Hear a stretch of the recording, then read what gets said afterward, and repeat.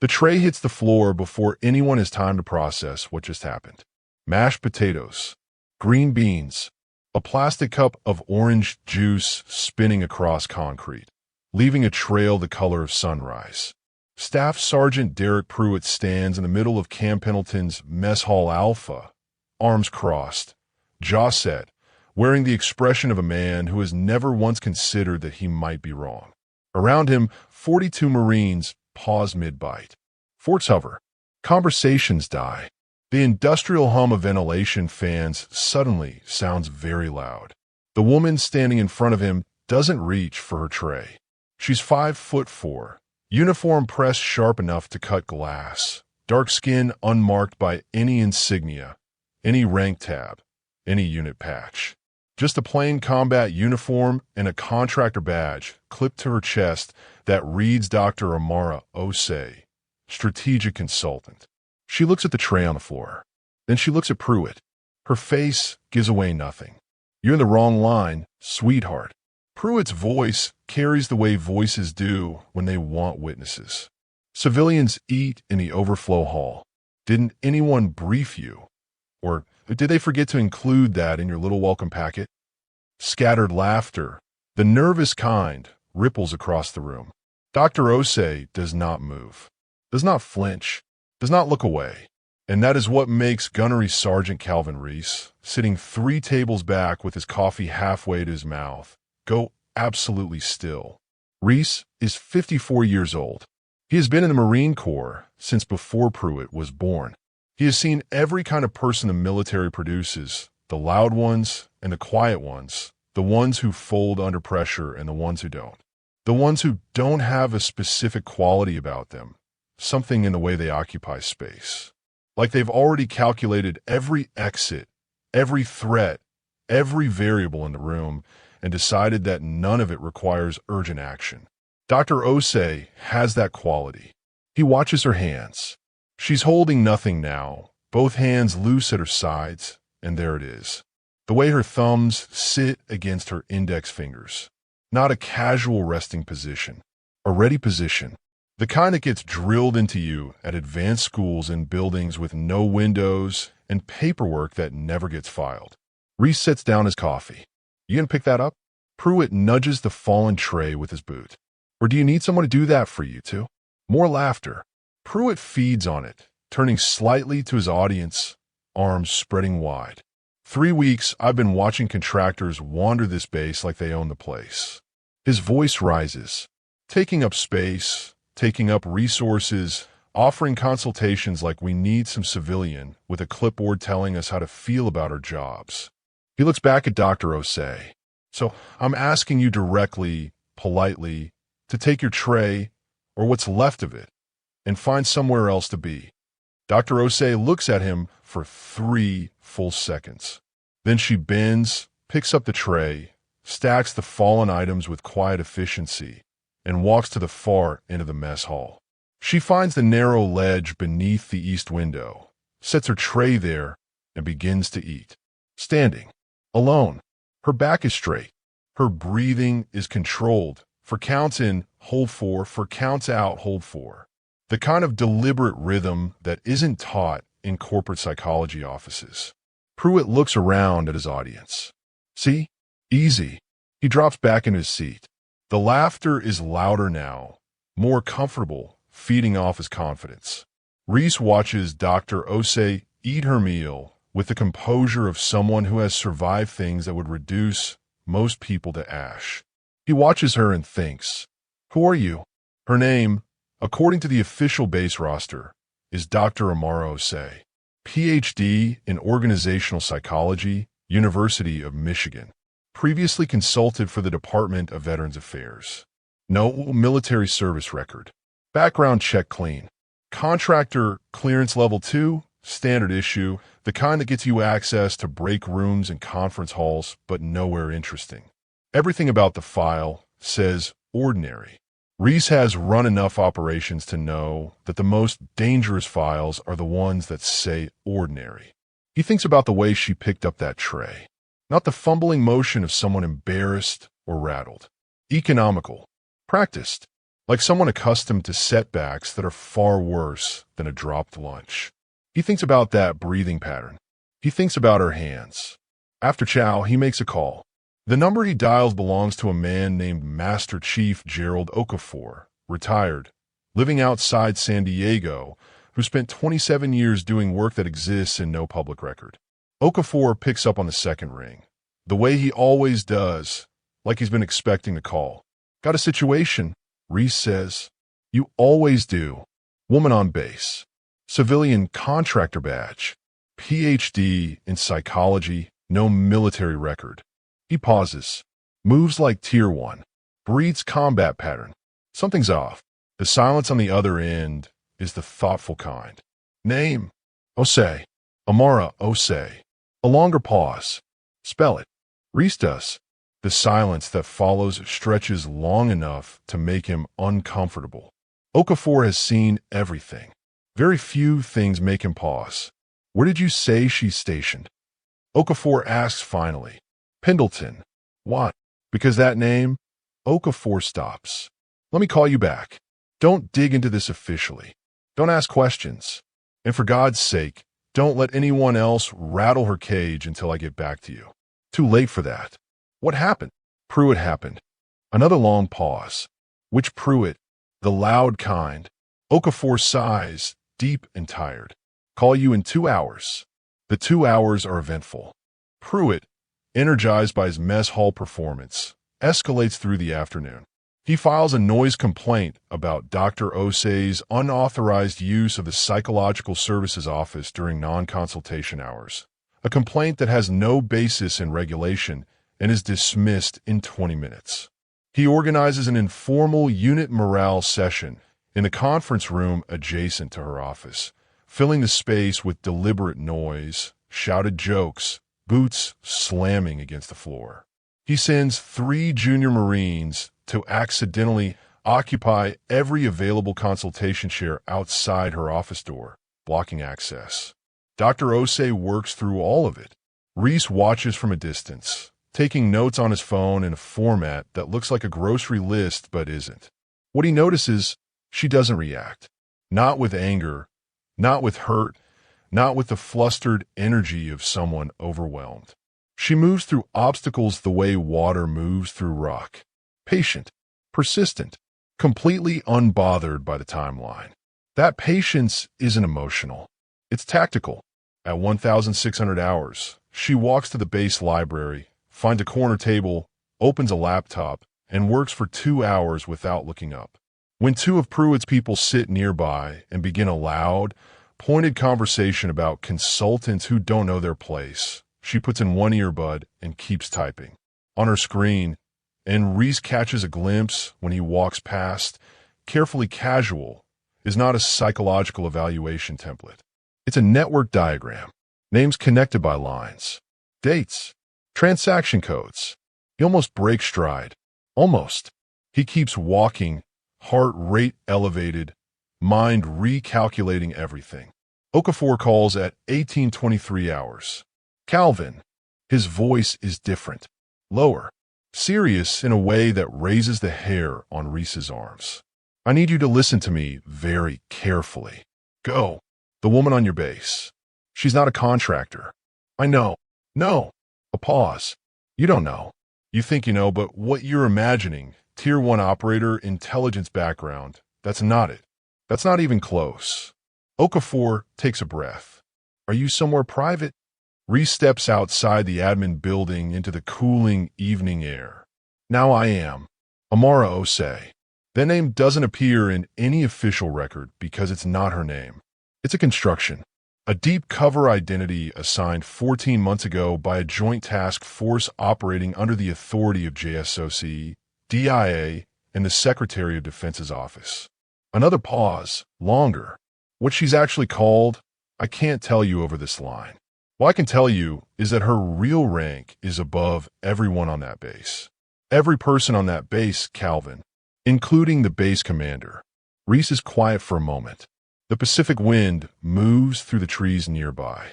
What is she doing here? Equipment theft. Sophisticated. Someone on that base has been siphoning weapons-grade optics, communication gear, and tactical hardware into civilian markets for 18 months. Small quantities per transaction, large volume over time. 2 coalition soldiers died in a firefight in East Africa 6 months ago because their COMMS gear failed. The replacement parts have been swapped with civilian-grade substitutes. Okafor's voice is flat.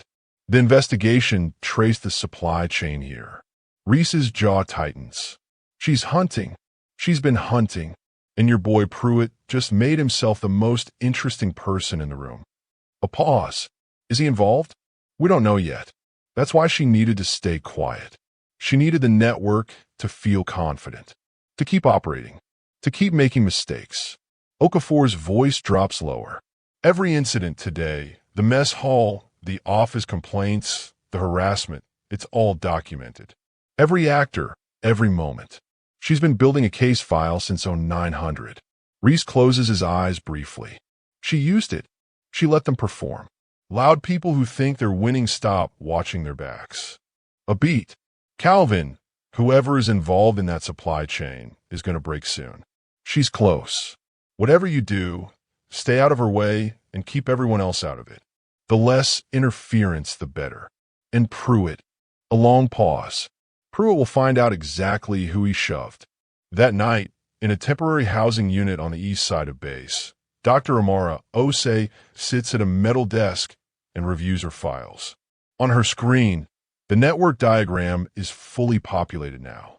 23 nodes, 11 confirmed actors, 6 under active surveillance. The supply chain runs from a logistics sergeant who processes equipment transfers to a civilian contractor who manages maintenance, scheduling, to a retired gunnery sergeant operating a tactical surplus dealership 40 minutes from base. It is elegant in its construction, almost admirable. The person who designed it understood military bureaucracy completely, knew exactly which seams to exploit, which oversight gaps to slip through, which documentation to alter so slightly that it would pass casual inspection for years. She has been tracking this network for 11 months. She has worn 4 different identities in 3 different locations.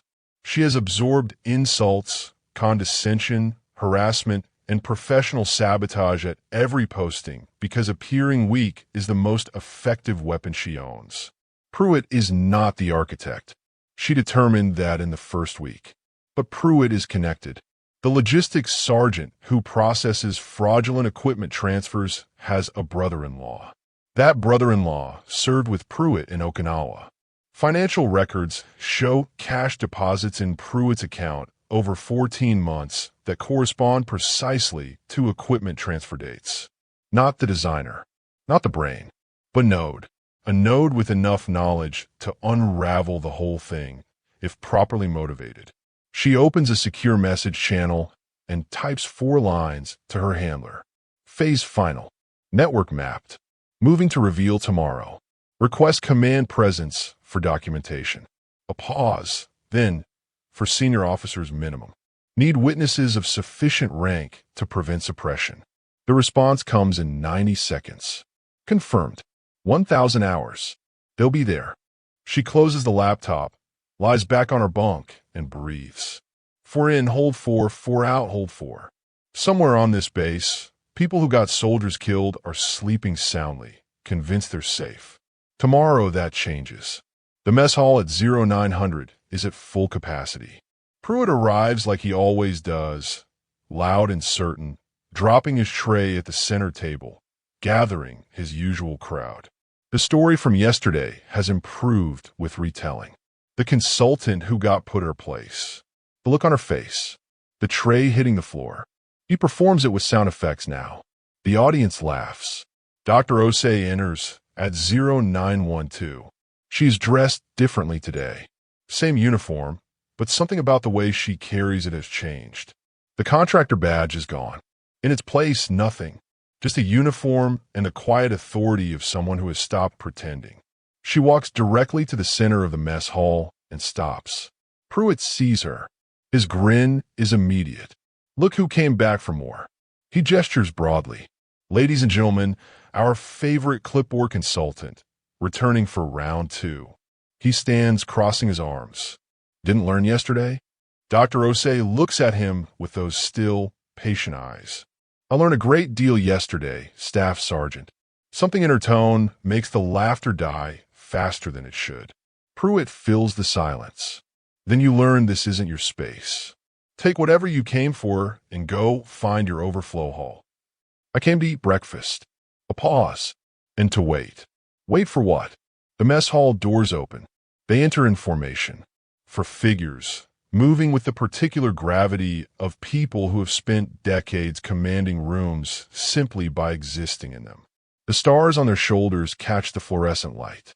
The ribbons on their chests tell stories that span decades and continents. General Patricia Dawson, Joint Chiefs Liaison. General Marcus Webb, MARSOC Commanding General.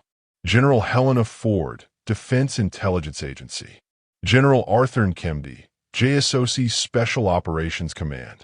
42 Marines scramble to their feet. Chairs scrape, boots slam, trays clatter. The room comes to attention in a ragged, urgent wave, the instinctive response to stars entering a room. Pruitt rises with everyone else, confused, scanning faces, trying to understand why 4 generals are in a mess hall on a Tuesday morning. The generals walk to the center of the room. They walk to Dr. Osei, and then, in perfect, practiced unison, they come to attention and salute her. Not the base commander, not a senior officer. Her. 4 stars. For salutes. Directed at the woman Pruitt shoved in this same room 24 hours ago. The silence is total. Absolute. The kind of silence that has weight. Dr. Osei returns the salutes with crisp precision. Generals. Her voice is calm, unhurried. Thank you for your punctuality. General Dawson speaks first, voice carrying clearly across the frozen room. Commander Osei, the task force sends its regards. We're here at your request. A pause, deliberate. What do you need from us? Pruitt's face has gone the color of old concrete. His hands, which have been crossed over his chest in performative confidence for 24 hours, drop to his sides. His mouth opens. Nothing useful comes out. Reese, standing near the eastern wall, where he positioned himself 30 minutes ago, watches the man's entire sense of the world reorganize itself in real time. Commander Osei turns to face the room. When she speaks, her voice does not rise. It doesn't need to. My name is Commander Amara Osei. I have been embedded at this installation for 23 days under a civilian contractor identity.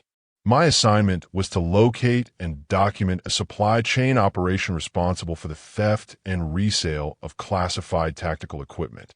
She lets that settle. That operation is now fully mapped. This morning, search warrants are being executed at 11 locations simultaneously. Arrests are underway. A sound moves through the room. Not words, just breath and shifted weight. The network involved 4 active duty personnel on this base, 2 civilian contractors with base access, and 1 retired service member operating a distribution front 38 miles north of here. Her eyes move across the room with the steady patience of someone who has been watching for a very long time. It also involved 1 individual who had knowledge of the operation and received financial compensation for facilitating transfer documentation. She looks at Pruitt. Staff Sergeant Derek Pruitt. The name lands like a dropped weapon. Pruitt's jaw works. That's not. 14 deposits. 12 months. Amounts ranging from $400 to $2,000. Time to correspond with equipment transfer dates. Her voice carries no heat, no satisfaction, just precision. Your brother-in-law, Logistics Sergeant Craig Ferris, is being arrested at this moment. He has been cooperative. Remarkably so. The room watches Pruitt's face collapse in stages. Denial first, then calculation, then the flat recognition of a man who has run out of exits. General Webb steps forward. 2 MPs appear at the mess hall entrance, moving with purpose toward the center of the room.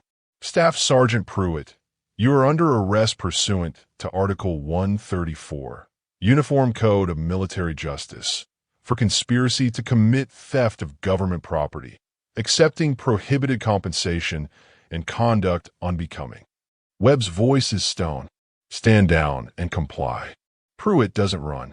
He doesn't argue. He just stands there as the MPs approach, looking at Commander Osei with an expression that has moved past anger into something rawer and harder to name. You let me, his voice is thin. You let me do all that. Yesterday, you just let me. Commander Osei looks at him. Yes. Why? A pause that holds the attention of every person in the room. Because loud people who believe they're winning stop covering their tracks. Her voice is even measured.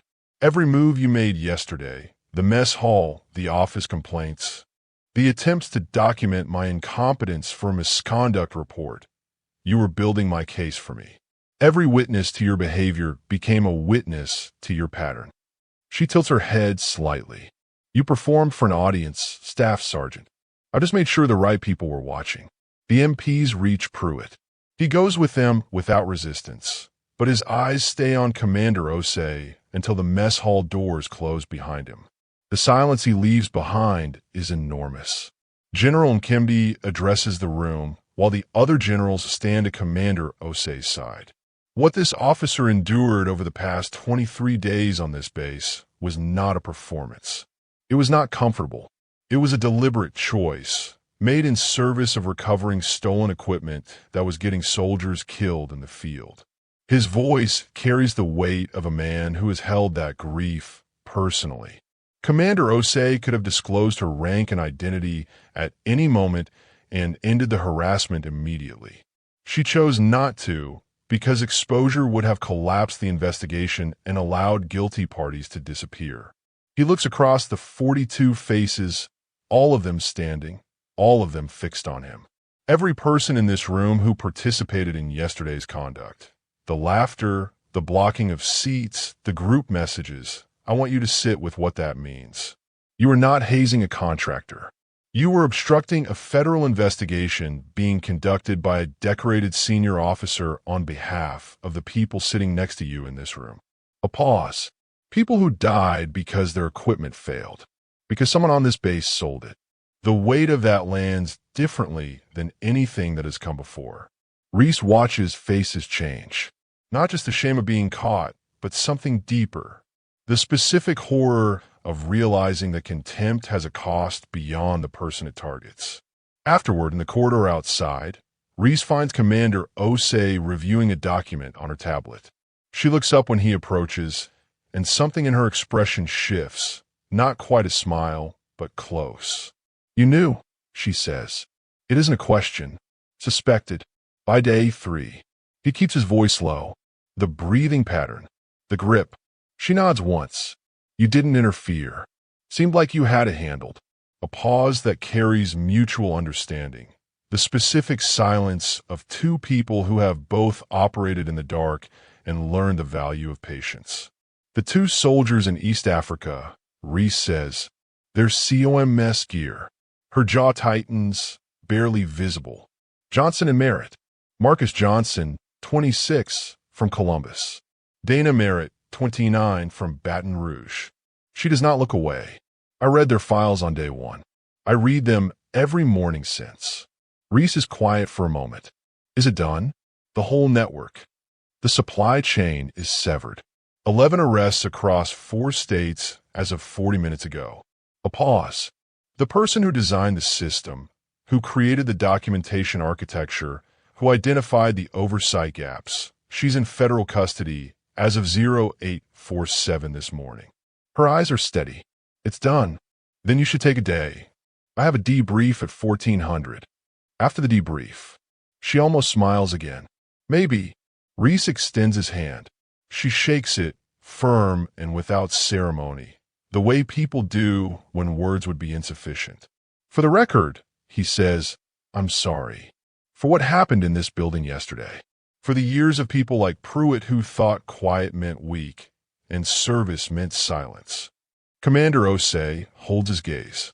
You noticed on day 3, she says. You stayed quiet and let the mission run. You called in without interfering. A beat. That's not nothing, Gunnery Sergeant. That took discipline. She picks up her tablet, tucks it under her arm, and walks toward the debrief building. Her stride is unhurried. Her shoulders are level.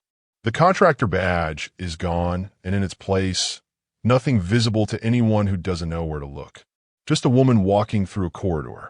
Just a commander who spent 23 days being invisible so that justice could see clearly. By afternoon, the story has moved through the base the way truth moves through tightly sealed places, fast and permanent, finding every crack.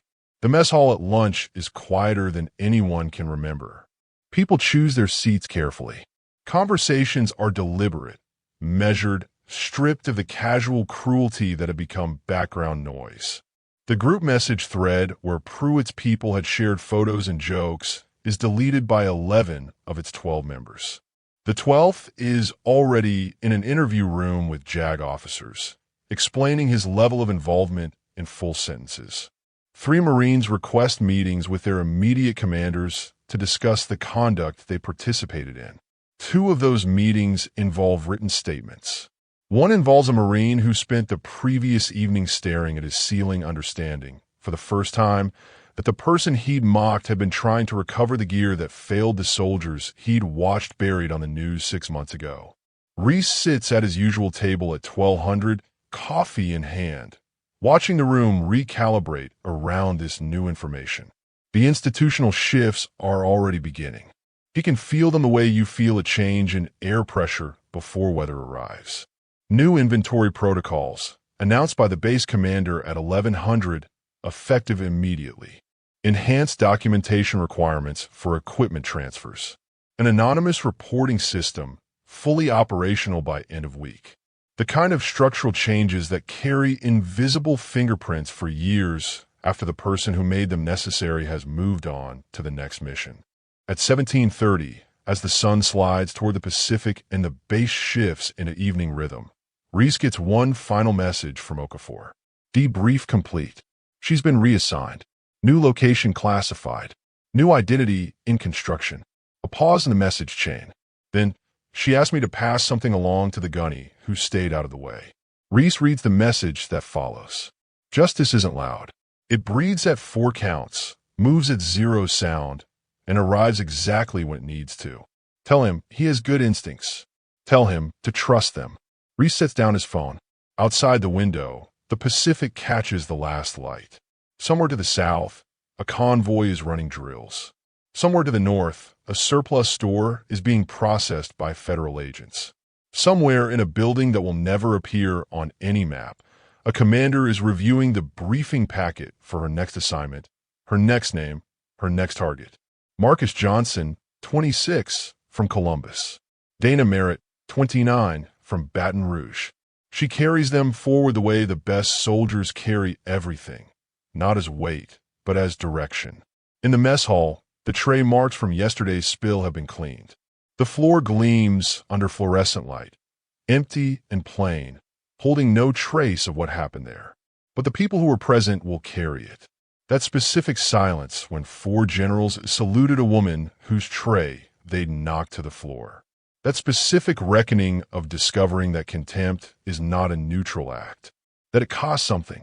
That it costs someone. They will carry it to their next posting and the one after that.